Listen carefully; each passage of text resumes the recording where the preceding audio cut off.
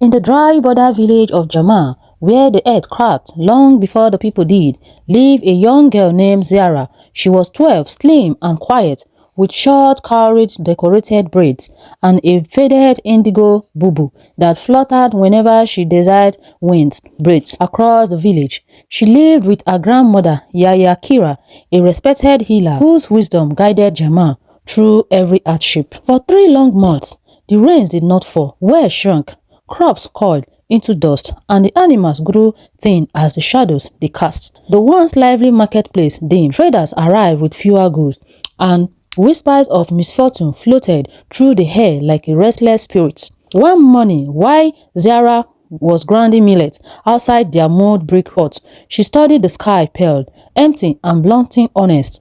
Yaya Kira called her inside, saying, "Even the dust teaches us patience, child." But Zara heard the worry beneath her grandmother's voice. At the well, women fought over water as the level dropped dangerously low.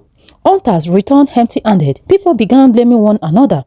When the village council summoned Yaya Kira beneath the great bamboo tree, she walked in silently and revealed the truth that no one wanted to hear. The sacred spring of Nuru has been touched. Someone had stolen its protected water, said Yaya Kira.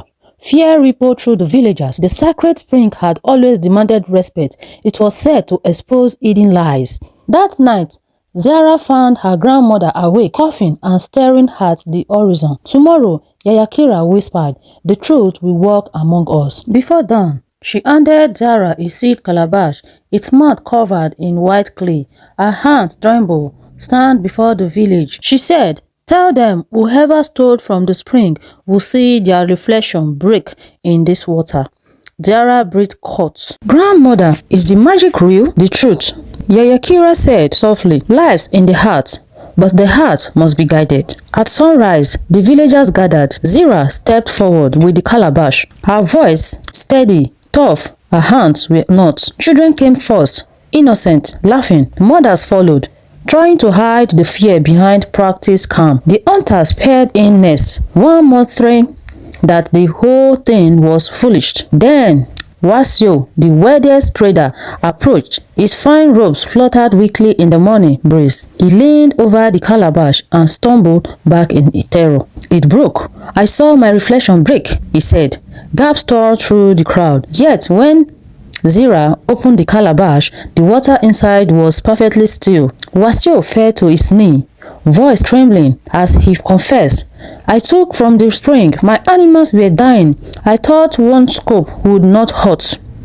The elders ordered him to share his grain with the starving village. But the day's weight pressed heavily on Yaya Kira. That evening, beneath an orange sky fading into night, the old healer collapsed in Zara's arms. Her strength, quietly fading for months, finally slipped away. The first rainstorm in months began to fall. Too late to revive her tired body. The villagers wept. The drought was broken, but so was their healer. Zara stood in the storm, clutching the calabash. Tears and rain missed on her face as she understood the lesson hidden in her grandmother's final heart. Truth can save a village, but wisdom asks for sacrifice. Days passed. The ground softened, seeds sprouted. Wasio humbled himself and helped rebuild what he had nearly destroyed. And though Zara was just a child, villagers came to her door seeking guidance, sensing that her grandmother's strength lived quietly inside her. One quiet morning, she returned to the sacred spring, kneeling by its clear waters.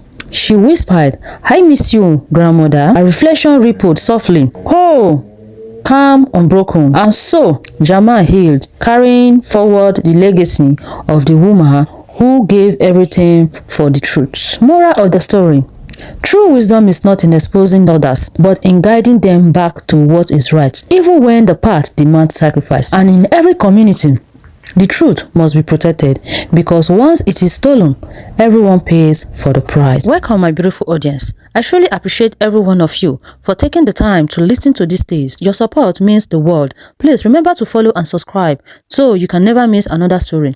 More inspiring and unforgettable tales are coming your way. With love from Tales by Julie. Bye-bye.